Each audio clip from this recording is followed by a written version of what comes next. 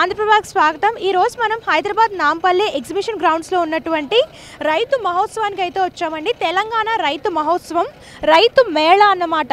ఇక్కడికి వివిధ రకాల రైతులు వాళ్ళ ఉత్పత్తులకు సంబంధించిన స్టాల్స్ కానివ్వండి ఇలా అన్ని కూడా కండక్ట్ చేస్తున్నారన్నమాట। ఇది 3 రోజులు అంటే 11, 12, 13, 14 ఈ 4 రోజుల్లో ఈ మేళా అనేది జరుగుతుంది। రైతులు ఎవరైనా కూడా రావచ్చు, ఇక్కడికి వచ్చి కొత్త కొత్త ఉత్పత్తులను కానివ్వండి విత్తనాలను కానివ్వండి ఇలా ఇవన్నీ కూడా పర్చేస్ చేసుకోవచ్చు అన్నమాట। అలాగే కొత్త పద్ధతిలో అంటే కాయగూరలు ఎలా పండించాలి వీటి గురించి కూడా కొన్ని అవగాహన కల్పించే స్టాల్స్ కూడా పెట్టారు। సో లోపలికి వెళ్ళి చూద్దాం ఎలాంటి స్టాల్స్ ఉన్నాయి, ఇంకా ఎలాంటివి కండక్ట్ చేస్తున్నారు, దీని గురించి అన్ని కూడా తెలుసుకుందాం। సో ఈ ఆర్గనైజ్ కమిటీకి సంబంధించి చాలా మంది ప్రముఖులు అయితే ఉన్నారండి, వాళ్ళని అడిగి తెలుసుకుందాం ఈ ఆర్గనైజ్ గురించి। నమస్తే సార్। నా పేరు డాక్టర్ ఏ వీరభద్రరావు అండి, నేను సెక్రటరీ అగ్రి హార్టికల్చర్ సొసైటీ।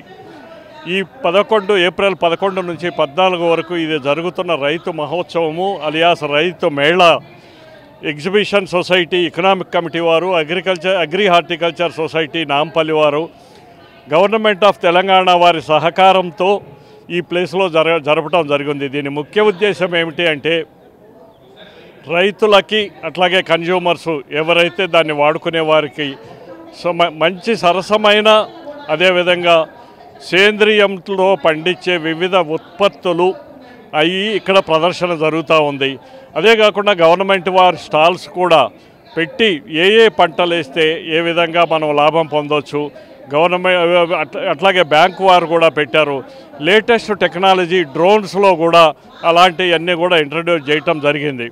ఇప్పుడు ముఖ్యంగా మీరు చూస్తూ ఉంటే ప్రతిరోజు కూడా ఈ ఐటీ దాని మొన్నటిదాకా పరిగెత్తితే ఇవాళ 1000 మందిని తీశారు, రేపు 2000 మందిని తీసేస్తున్నారు అనేది ఉంది। కాబట్టి అదర్ ఆల్టర్నేటివ్ మంచి ప్రొఫెషన్ ఏది అంటే మన ఆరోగ్యం కాపాడుకోవటం కోసం వ్యవసాయం। సో ఈ వ్యవసాయంలో ఏమేమి విధంగా ఉంది, వీళ్ళు ఈ చదువుతూ ఉండి తల్లిదండ్రులు తప్పితే ఈ నెక్స్ట్ జనరేషన్ మర్చిపోయారు కాబట్టి వారికి ఇది మంచి వేదిక। దీని ద్వారా వాళ్ళు తెలుసుకొని ప్రతి వారికి ఎంతో కొంత ఇంటి దగ్గర పొలం ఉంది, ఆ పొలాన్ని చేసుకోవచ్చు। ఏదైతే ఇక్కడ సిటీలో సంపాదించుకుంటున్నామో అది ఊర్లో సంపాదించుకోగలమో అని 20% యువతకు ఇప్పుడిప్పుడే వస్తుంది। అది కాకుండా సిటీలో ప్రతి వారికి మిద్దె ఉంది, ఆ మిద్దెలో కూడా ఏం పండించుకోవచ్చు అని అవన్నీ కూడా ఇక్కడ జరిగింది। కావున అందరూ సద్వినియోగం చేసుకోగలరని మనవి। నేను doctor P V Subbareddy, agri horti society council మెంబర్ను। ఈ మేళాను రైతు మహోత్సవం 2025 ఇది agri horticulture society exhibition society తర్వాత ఎగ్జిబిషన్ ఎకనామిక్ సొసైటీ వారు కార్యదర్శి మా సంస్థ ట్రెజరర్ గారు బైకేఎస్ అధ్యక్షులు గారు రంగారావు గారు మేము ఇది చాలా కాలం నుంచి ప్లాన్ చేసి ఇది నడిబొడ్డున రైతులకే కాకుండా నగరవాసులకు కూడా వ్యవసాయాన్ని పరిచయం చేయాలి, నగరవాసులు కూడా వ్యవసాయంతో అనుసంధానం కావాలి। ఎందుకంటే మొదట ఆహార కొరత ఉన్నప్పుడు మనం రసాయన పదార్థాలతో కానీ హరిత విప్లవంతో ఆహారం మనం సమృద్ధిగా పండించాం। ఇప్పుడు సమృద్ధి ఆహారము సమ్మిళిత ఆహారము ఆహారానికి ఆరోగ్యాన్ని సమ్మిళనం చేయాలని చెప్పి కృషి చేస్తూ ప్రకృతి సేద్యాన్ని ప్రోత్సహించాలని చెప్పి రైతులు కూడా అది చేయాలంటే మన ప్రజలు కూడా తోడ్పాటు ఇవ్వాలి, వారు అవగాహన రావాలి, వారు తోడ్పాటు లేకుండా ఇది ముందుకు పోదు। ఆ ఉద్దేశంతో ఇది చేస్తున్నాము। ఇందులో మా సహకారం ముఖ్యంగా ఈ 3 సంస్థలతో పాటు మా కిసాన్ పర్యావరణ సంస్థ కూడా మాకు సహయోగం అందించింది। ఇందులో మరిన్ని కార్యక్రమాలు ముందుకు తీసుకెళ్ళడానికి మేము మీడియా వాళ్ళకు కూడా మేము ధన్యవాదాలు తెలుపుతున్నాము। Madam, agri horticulture society and economic committee and exhibition తరఫున ఈ రైతులకు ఒక అవగాహన కార్యక్రమం పెట్టాలని ఈ కార్యక్రమం చేశాము। దీంట్లో సైంటిస్టులు ఉన్నారు, అగ్రికల్చరిస్టులు ఉన్నారు, బిజినెస్ వాళ్ళు కూడా ఉన్నారు, వాళ్ళ ప్రోడక్ట్ అమ్ముకుంటున్నందుకు ఇట్లా అవగాహన ప్రోగ్రాం కోసం ఈ 3 days పెట్టాము. సక్సెస్ఫుల్గా నడుస్తున్నది. రేపు కూడా ఉంటుంది మేడం 3 days. Thank you. నేను జోగినపల్లి శ్రీరంగారావు, భారతీయ కిసాన్ సంఘ్ తెలంగాణ రాష్ట్ర అధ్యక్షుడిని మరియు అగ్రి హార్టికల్చర్ సొసైటీలో కూడా నేను ఆఫీస్ బేరర్ను.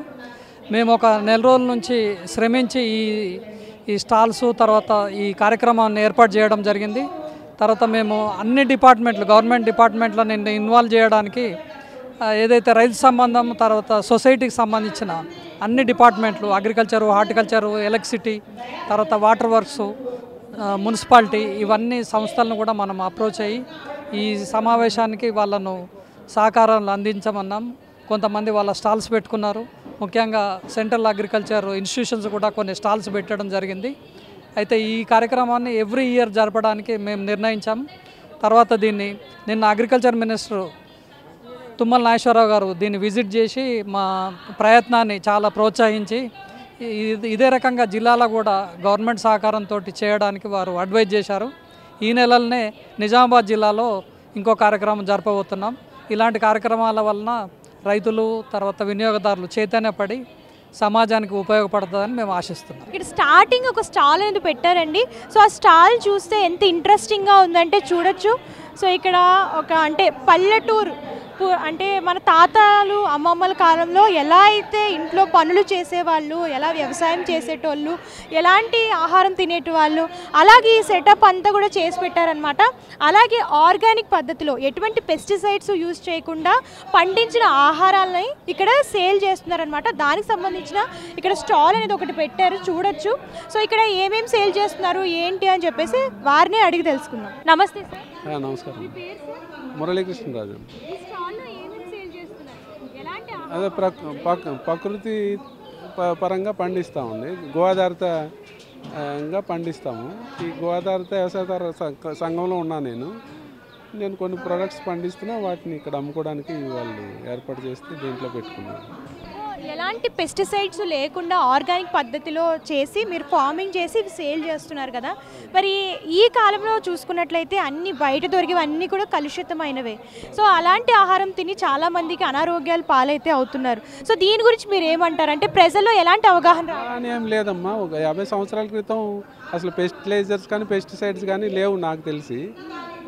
అంతకుముందు కూడా ఇట్లా మామూలుగా పేడ ఎరువులు వేసి లేకపోతే గొర్రెల ఎరువులు వేసి అట్లా పండించేది, లేకపోతే వ్యవసాయంలో వచ్చే వేస్టేజ్ని ఎరువుగా మార్చుకొని పండించేది. ఈ మధ్య 50 సంవత్సరాల నుంచే మనకు వేరే ఎక్కువ ఉత్పత్తి కావాలన్నట్టుగా ఈ కంపెనీ వాళ్ళు వచ్చి మనకు ఎరువులు, పురుగు మందులు ఇచ్చి, ఆ పురుగు మందులు వచ్చిన కొలది పురుగులు కూడా రకరకాల డిసీజులు పెరిగిపోయినాయి. అలాగే ఎరువులు కూడా రోజుకో రకం ఎరువులు వచ్చి గ్రోత్ వస్తుంది కానీ సాయిల్ పాడైపోతుంది. నేలలో కార్బన్ శాతం పడిపోతుంది. ఇంకా ఇలాగే కంటిన్యూగా మనం ఇంకో 50 సంవత్సరాలు చేస్తే సాయిల్ ఎందుకు పనికి రాకుండా అయిపోతుంది, స్పాయిల్ అయిపోతుంది. అందుకని కొంతమంది దగ్గర నేర్చుకుని వేరే వాళ్ళు చేసే విధానాలు మేము కూడా ఈ పద్ధతిలో చేస్తున్నాము. నేనైతే 2 రకాలు పండిస్తామమ్మా. ఇలా మేము ఎఫ్పిఓ పెట్టుకున్నాము. మా ఎఫ్పిఓలో రైతులు 350 మంది వరకు ఉన్నారు. ఈ ఒక్కో రైతు వాళ్ళ ఉత్పత్తులన్నీ కలిసి ఇట్లా స్టాల్స్ పెట్టుకుని, అలాగే పబ్లిక్ గార్డెన్లో ఒక హార్టికల్చర్ డిపార్ట్మెంట్ వాళ్ళు కొంత ప్లేస్ ఇచ్చారు మాకు. అక్కడ ఒక స్టాల్ ఏర్పాటు చేసుకుని పర్మనెంట్ స్టాల్ ఉంది అక్కడ. అలాగే ఈ మధ్య సెంట్రల్ గవర్నమెంట్ నుంచి ఎంఎస్ఎంఈ నుంచి కొంత లోన్ వచ్చింది మాకు. ఆ లోన్తో ఒక ప్రాసెసింగ్ యూనిట్ కూడా పెట్టుకున్నాము. పప్పులు, అలాగే అన్ని రకాల పప్పులు, మిల్లెట్స్, ఇంకో బియ్యము చేసే మిల్లు పెట్టుకున్నాము. ఇక్కడ దండమైలారంలో ల్యాండ్ కూడా శాంక్షన్ అయింది ఎఫ్పిఓకి. అక్కడ ఇవన్నీ పెట్టుకొని ప్రాసెస్ కూడా చేసి ఇప్పుడే ఫస్ట్ టైం మా పంటలు మా దగ్గరే ప్రాసెస్ చేసుకొని ఫస్ట్ టైం ఇక్కడ స్టాల్ పెట్టాము. బయట దొరికే వాటికి ఆర్గానిక్గా పండించే వాటికి ప్రైజెస్ ఎలా ఉంటాయి? డిఫరెన్స్ ధరలు ఎలా ఉంటాయి? మేమైతే పెద్దగా డిఫరెన్స్ ఉండదమ్మా. మ్యాక్సిమం ఒక 20% తేడా ఉంటుంది. కందిపప్పు ఉందనుకోండి, బయట కూడా 150-160 రూపాయలు ఉంది. మా దగ్గర ఇది కందిపప్పు చూపిస్తారా? మా దగ్గర మేము హ్యాండ్ పౌండ్ చేస్తాము కానీ 200 మాది ప్రైస్. పెద్ద 20% అంటే అది పెద్ద తేడా కాదు, కానీ చాలా రుచికరంగా ఉంటుంది, లేకుండా ఉంటుంది. కలర్ కోటింగ్లు అవి ఏమి ఉండవండి. కాకపోతే కొద్దిగా పురుగు వస్తుంది అది, అందుకని మేము కోల్డ్ స్టోరేజ్ కూడా శాంక్షన్ అయింది మాకు, ఒక 10 టన్స్ది. అందులో ఇవన్నీ కోల్డ్ స్టోరేజ్లో పెట్టుకొని మా ఉత్పత్తులు అంటే పాడైపోయి అందులో పెట్టుకుంటున్నాము, ఇట్లా అమ్ముతాము. Thank you sir.